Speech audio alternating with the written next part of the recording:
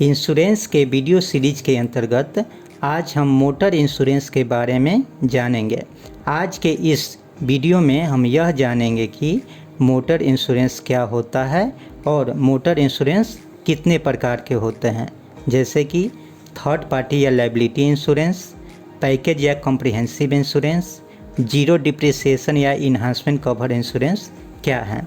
इसके साथ साथ हम यह भी जानेंगे कि ओन डैमेज कवर क्या होता है तथा नॉक फॉर नॉक एग्रीमेंट क्या है। तो चलिए आज के इस वीडियो की शुरुआत करते हैं। मोटर व्हीकल एक्ट 1988 के अनुसार कोई भी गाड़ी रोड पर चलती है तो उसे मोटर पॉलिसी लेना कानूनी रूप से अनिवार्य है। मोटर इंश्योरेंस के अंतर्गत टू व्हीलर, प्राइवेट कार और सभी प्रकार के कमर्शियल व्हीकल का इंश्योरेंस होता है। मोटर इंश्योरेंस मुख्य रूप से 3 प्रकार के होते हैं। पहला लायबिलिटी इंश्योरेंस या थर्ड पार्टी इंश्योरेंस, दूसरा कॉम्प्रिहेंसिव या पैकेज इंश्योरेंस, तीसरा इन्हांसमेंट कवर या जीरो डिप्रिसिएशन इंश्योरेंस। अब हम इन सभी प्रकार के मोटर इंश्योरेंस के बारे में आगे विस्तार से जानेंगे। सबसे पहले यहाँ हम ये जानेंगे कि मोटर इंश्योरेंस क्लेम में पार्टी कितने प्रकार के होते हैं। मोटर इंश्योरेंस क्लेम में मुख्य रूप से 3 प्रकार के पार्टी होते हैं। अब हम इन सभी पार्टी के बारे में विस्तार से समझेंगे। फर्स्ट पार्टी वह माना जाता है जिसके व्हीकल के गलती के कारण कोई एक्सीडेंट होता है। थर्ड पार्टी वह माना जाता है जिसका मोटर एक्सीडेंट में किसी प्रॉपर्टी का नुकसान हुआ है या वह खुद घायल हुआ हो या एक्सीडेंट में उसका डेथ हो गया हो। सेकेंड पार्टी वह होता है जिसके पास फर्स्ट पार्टी के गाड़ी का इंश्योरेंस होता है और वह इस मोटर क्लेम सेटलमेंट की पूरी प्रक्रिया में इंटरमीडियरी का काम करता है। अब हम इसे इस एग्जाम्पल से समझने का प्रयास करेंगे। मान लीजिए कि फर्स्ट पार्टी की व्हीकल किसी थर्ड पार्टी के व्हीकल या उसके किसी प्रॉपर्टी को डैमेज करता है या खुद थर्ड पार्टी को एक्सीडेंट में घायल कर देता है या इस दुर्घटना में थर्ड पार्टी की डेथ हो जाती है।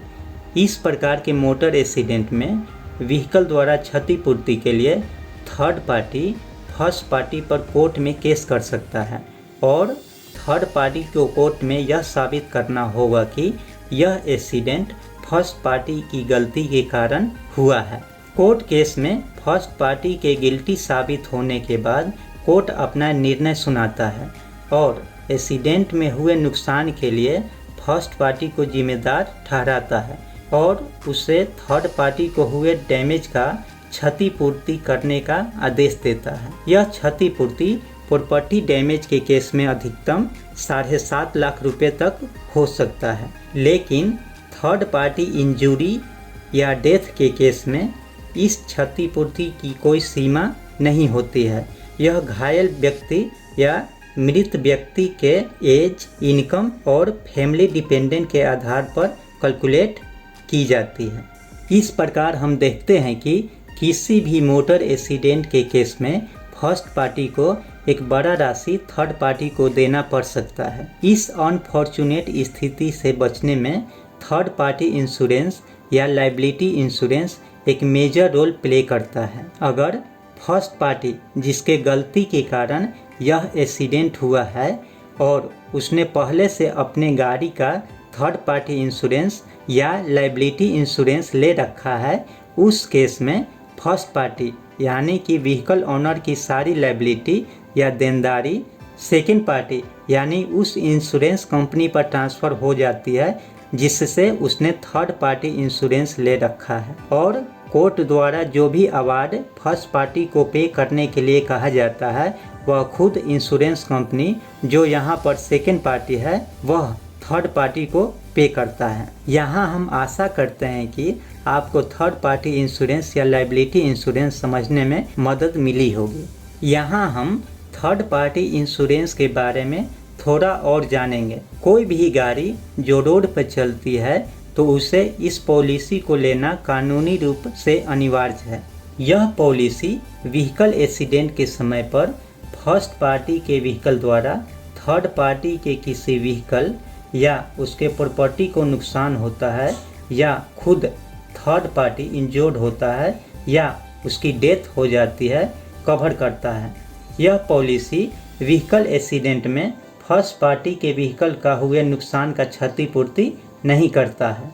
इस पॉलिसी के अंतर्गत फर्स्ट पार्टी के व्हीकल के ओनर ड्राइवर का पर्सनल एक्सीडेंट पॉलिसी का भी कवरेज किया जाता है।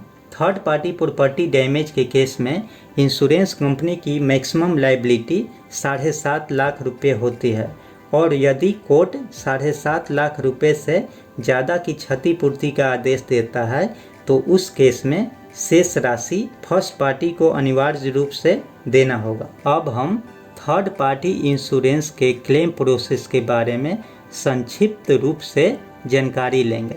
जब किसी व्हीकल एक्सीडेंट में आपका गाड़ी डैमेज होता है या आप घायल हो जाते हैं या आपकी मृत्यु हो जाती है, उस केस में गिल्टी ड्राइवर पर आपको हुए नुकसान का क्षतिपूर्ति की लायबिलिटी होती है। उसके बाद आपको गिल्टी व्हीकल ड्राइवर के खिलाफ कोर्ट केस करना होगा और उसे गिल्टी साबित करना होगा। उसके बाद थर्ड पार्टी की जान माल की हुई नुकसान को क्षतिपूर्ति करने के लिए कोर्ट उचित आदेश देता है। अगर गिल्टी ओनर ड्राइवर के व्हीकल का थर्ड पार्टी इंश्योरेंस नहीं है तो उसे उस केस में जान माल की नुकसान की क्षतिपूर्ति थर्ड पार्टी को खुद करना होगा। लेकिन अगर फर्स्ट पार्टी के पास थर्ड पार्टी इंश्योरेंस है तो उस केस में लायबिलिटी यानी देनदारी की सभी राशि खुद इंश्योरेंस कंपनी थर्ड पार्टी को पे करती है। अब हम थर्ड पार्टी इंश्योरेंस के ड्रॉबैक के बारे में जानेंगे। पहला, अगर किसी व्हीकल एक्सीडेंट में आपके अपनी गाड़ी को कोई नुकसान होता है तो उसका क्लेम आप अपने पॉलिसी के अंतर्गत नहीं कर सकते हैं। दूसरा, थर्ड पार्टी क्लेम प्रोसेस एक जटिल प्रक्रिया है जिसमें काफ़ी समय लगता है। इसमें महीनों तक का या कभी कभी वर्षों तक का समय लगता है। तो इसका सॉल्यूशन क्या है? इसका सॉल्यूशन है ओन डैमेज कवर और नॉक टू नॉक एग्रीमेंट। हम इन दोनों के बारे में आगे विस्तार से जानेंगे। ओन डैमेज कवर और नॉक फॉर नॉक एग्रीमेंट को समझने के लिए हम इस ग्राफिक्स की मदद ले सकते हैं। यहाँ पर हम दो व्हीकल्स ए और बी देखते हैं। ए और बी के बीच में किसी एक्सीडेंट के कारण कोलिजन होता है। यहाँ पर गलती केवल व्हीकल ए या केवल व्हीकल बी या दोनों व्हीकल्स ए और बी की हो सकती है जिसके कारण यह एक्सीडेंट हुआ है। अब अगर ये दोनों व्हीकल ओनर अपने अपने गाड़ी के नुकसान की क्षतिपूर्ति के लिए थर्ड पार्टी लायबिलिटी के अंतर्गत कोर्ट केसेज एक दूसरे पे कर सकते हैं, लेकिन उन्हें गलती अपोजिट पार्टी की है यह कोर्ट में प्रूव करना होगा यानी साबित करना होगा। गिल्टी साबित होने के बाद ही कोर्ट किसी एक पार्टी को नुकसान की क्षतिपूर्ति का आदेश देगा। ऊपर हम देख चुके हैं कि थर्ड पार्टी या लायबिलिटी इंश्योरेंस का कोर्ट केस एक बहुत ही जटिल प्रक्रिया है तथा इसमें काफ़ी समय लगता है। इस स्थिति से बचने के लिए मोटर पॉलिसी में ओन डैमेज कवर का भी एक प्रोविजन होता है जिसके अंतर्गत आप अपने गाड़ी के डैमेज का क्षतिपूर्ति खुद अपने इंश्योरेंस कंपनी से ले सकते हैं। आइए अब हम इसे विस्तार से समझते हैं। थर्ड पार्टी क्लेम एक कॉम्प्लेक्स एवं टाइम कंज्यूमिंग प्रोसेस है जिसमें महीनों या कभी कभी सालों तक का समय लगता है। इससे बचने के लिए जनरल इंश्योरेंस काउंसिल जो सभी नॉन लाइफ इंश्योरेंस कंपनी को रिप्रेजेंट करता है एक सिस्टम डेवलप किया है जिसे नॉक फॉर नॉक एग्रीमेंट के नाम से जाना जाता है। इस नॉक फॉर नॉक एग्रीमेंट के अंतर्गत प्रत्येक नॉन लाइफ इंश्योरेंस कंपनी आपस में सभी नॉन लाइफ इंश्योरेंस कंपनी से एग्रीमेंट साइन करते हैं ताकि पॉलिसी होल्डर के साथ साथ इंश्योरेंस कंपनी को भी undue third party claim litigation एवं टाइम कंज्यूमिंग प्रोसेस से बचा जा सके। इसका सिंपल मीनिंग यह है कि व्हीकल ओनर एक दूसरे पर आरोप प्रत्यारोप लगाने एवं कोर्ट केस की जटिल प्रक्रिया में घसीटने के बदले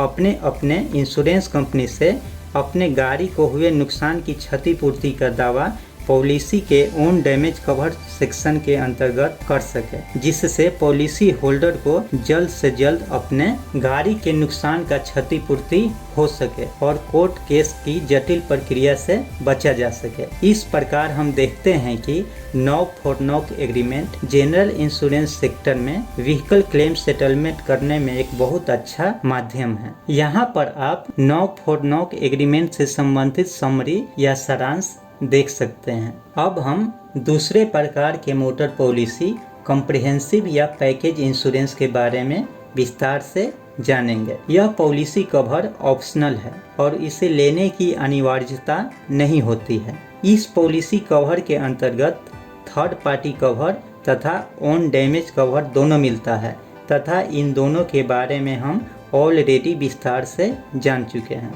इस पॉलिसी कवर के अंतर्गत एक्सीडेंटल लॉसेज के साथ साथ अगर आपकी गाड़ी चोरी होती है या किसी नेचुरल डिजास्टर जैसे कि फ्लड, अर्थक्वेक, लाइटनिंग इत्यादि से आपकी गाड़ी को कुछ भी नुकसान होता है, उस केस में आप इस पॉलिसी के अंतर्गत इंश्योरेंस कंपनी से डैमेज की क्षतिपूर्ति का क्लेम कर सकते हैं। इस पॉलिसी में चूंकि insurance company own damage cover करने के लिए अलग से प्रीमियम चार्ज करती है, इसलिए कॉम्प्रिहेंसिव या पैकेज इंश्योरेंस का प्रीमियम थर्ड पार्टी या लायबिलिटी इंश्योरेंस की प्रीमियम से ज़्यादा होता है। अब हम तीसरी मोटर पॉलिसी यानी कि इन्हांसमेंट कवर या जीरो डिप्रिसिएशन इंश्योरेंस के बारे में जानेंगे।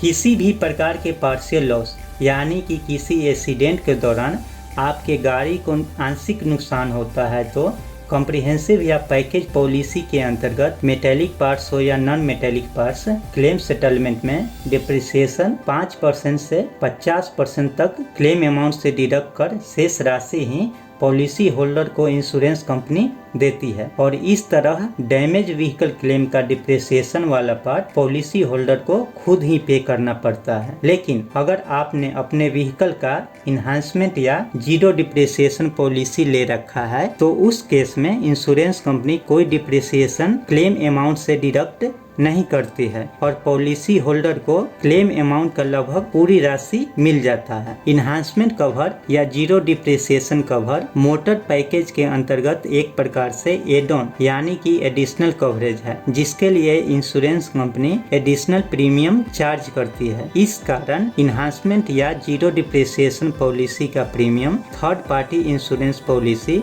या पैकेज इंश्योरेंस पॉलिसी इन दोनों से ज्यादा होता है। एक्सक्लूजन, इस पॉलिसी के अंतर्गत भी कुछ अपवाद हैं जिसमें डिप्रिसिएशन एप्लीकेबल होता है और उस डैमेज व्हीकल पार्ट्स पर इंश्योरेंस कंपनी पूरी क्लेम अमाउंट पे नहीं करती है, जैसे कि टायर्स, बेरिंग्स, क्लचेज इत्यादि पर नॉर्मल डिप्रिसिएशन लागू होता है। तो आज की इस वीडियो में बस इतना ही।